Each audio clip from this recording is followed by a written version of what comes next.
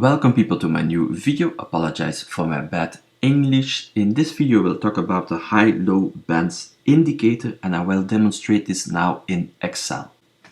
So let's start. Reference, we will look at the roulette wheel from the point of view from red.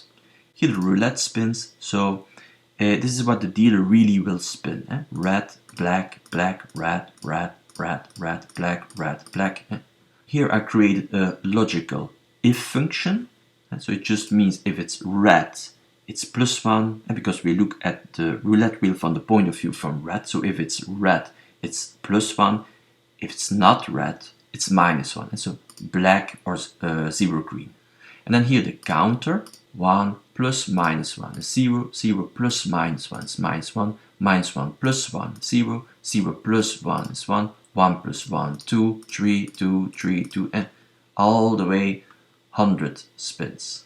And here I created price index and price line. I add 100 to the counter values, because sometimes we get a negative value and the price can be negative. And then here the periods.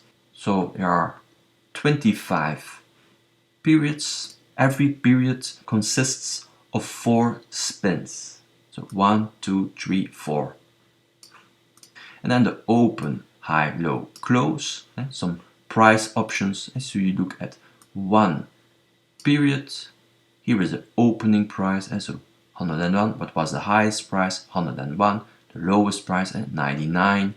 And the close here, 100. And here are some 4 other price options. High, low, average. So high plus low divided by 2. Here the high, low, close average, high plus low plus close divided by 3. Here the high, low, double close average, and so high plus low plus close divided by 4. And here the open, high, low, close average, and so open plus high plus low plus close divided by 4. Now the default setting is the close. And to calculate the simple moving average and the triangular moving average.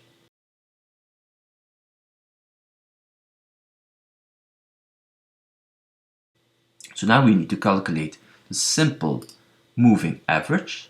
Again, in part 1 I said the default setting is 10, but we will consider 3 periods, 3 values. And so we look at period 1, 2, 3 and the values. So these are the values. 100 plus 102 plus 104 is 102. And then we will look at the next 3 periods. 1, 2, 3. And we calculate now the average. And what is the average? 103.33333 and so on. The next 3. What is the average? 104.67. It moves in time. It moves in space. See, a simple moving average. So now we need to calculate the triangular moving average. So again, it's a double smoothing technique. So we do the same again, and these 3 values, and we will look at these 3 values. We will calculate now what is the average, and we will calculate the average. And what is the average here? It's 103.333 and so on. The next 3 values, what's the average? 104.44. Then the next 3 values, what's the average? 105.11 and all the way. It's a moving average, right? So simple moving average, or here the triangular moving average. Now we need to calculate the high bands, the high band and the low band. Take the triangular moving average and we will shift this up by 5%. This value we multiply by 1.05. And here 1.05. We will shift it down by 5% to get the low band. So this value, triangular moving average, we multiply by 0.95. Here 0.95. And this again for all the periods. all the way. So here at the left side, I shifted up and shifted down the triangular moving average by 5% and for all the values. And here right is the price line. And here I did the same, but I shifted up the triangular moving average by 2%. And high percentages will create wide bands. Small or low percentages will create narrow bands. This band here is wider than this band. And this is important to can get signals. I said that this indicator works the best for trending markets and fails during consolidation. But it works the best in trending markets, so we are looking for breakout signals and breakdown signals. So here we see a breakdown signal, so the price, and this white line, so the price leaves the band, leaves the channel on the downside. It breaks the low band. So we think black will trend here. This is a breakout signal, so the price leaves the channel, leaves the band on the upper side.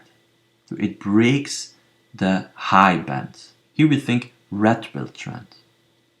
But as you can see, with the 5% shift up and shift down, there are no breakout signals and breakdown signals anymore. Narrow bands will give you more signals, but also the probability of a false signal will increase. Here at the left side, there are no false signals anymore. So you're not wrong, but you're also not right, because you cannot start a session. And this is a false signal. We think black will trend, but a little bit later, red started to trend. Right? So this was a false signal. Now, it's also more complicated than this, because even if we don't have breakout signals and breakdown signals anymore, so even then we can look at other signals. Things like, for example, the slope of the midpoint here, and the slope of the midpoint is negative, and here, and the slope of the midpoint is positive. So it changes from negative to positive. That's also a signal to take a long position, to bet on red. Or, things like the current high band value here, this current high band value is higher than the previous high band value. This is, based on experience. This is up to you, right?